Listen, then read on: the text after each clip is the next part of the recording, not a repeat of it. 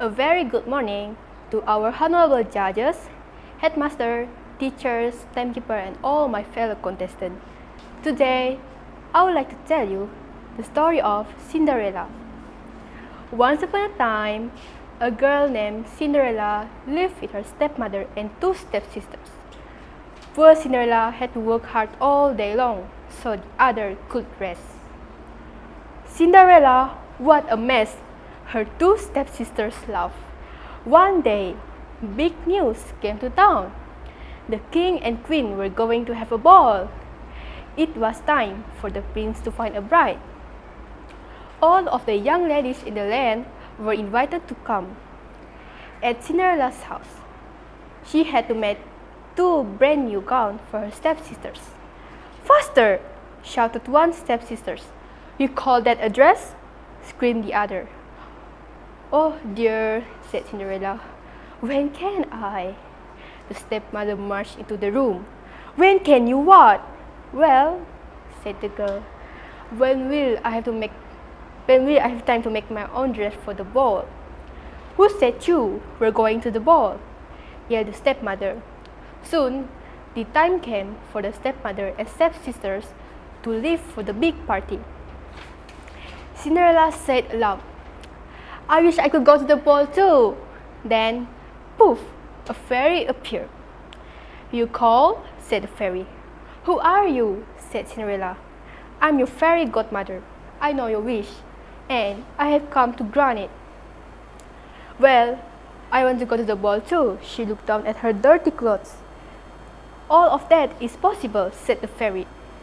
With that, she tapped her wand on Cinderella's head. This is okay. At once, Cinderella was all clean. She was dressed in a beautiful blue gown. "This is wonderful," said Cinderella. "All of this only lasts to midnight. At midnight, it will all be over. Everything will go back to how it was before." "I will leave before midnight," said Cinderella. Over at the ball, the prince did not know what to think.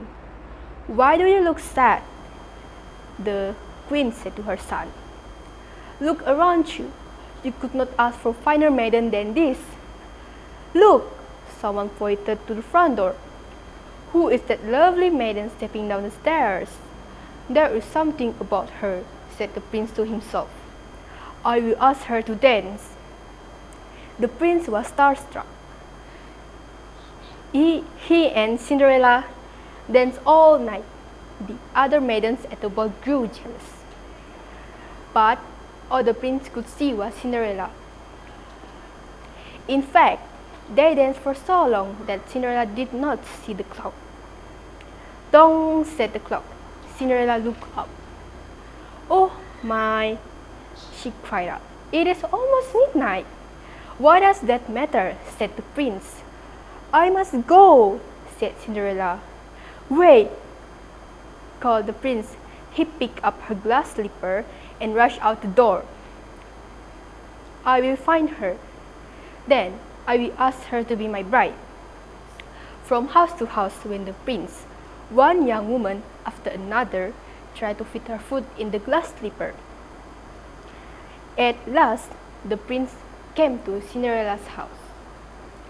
"He is coming!" called one stepsister as she looked out the window. "Quick!" yelled the stepmother. "One of you must be the one to fit your foot in that slipper." The prince knocked. The stepmother said, "Come in." The first stepsister tried to pass her foot inside the glass slipper. She tried hard, but it just would not fit. Then the second stepsister tried to fit her foot inside the glass slipper. She tried and tried, but couldn't fit. "Are there no other young women in the house?" said the prince. "None," said the stepmother. "Maybe there is one more," said Cinderella, stepping into the room. "Come here," said the prince. Cinderella stepped up to him. The prince got down on one knee and tried the glass slipper on the foot. It fit perfectly. Then, from her pocket, Cinderella took out something. It was the other glass slipper. "Impossible!" yelled the stepmother. "I have found you," he said.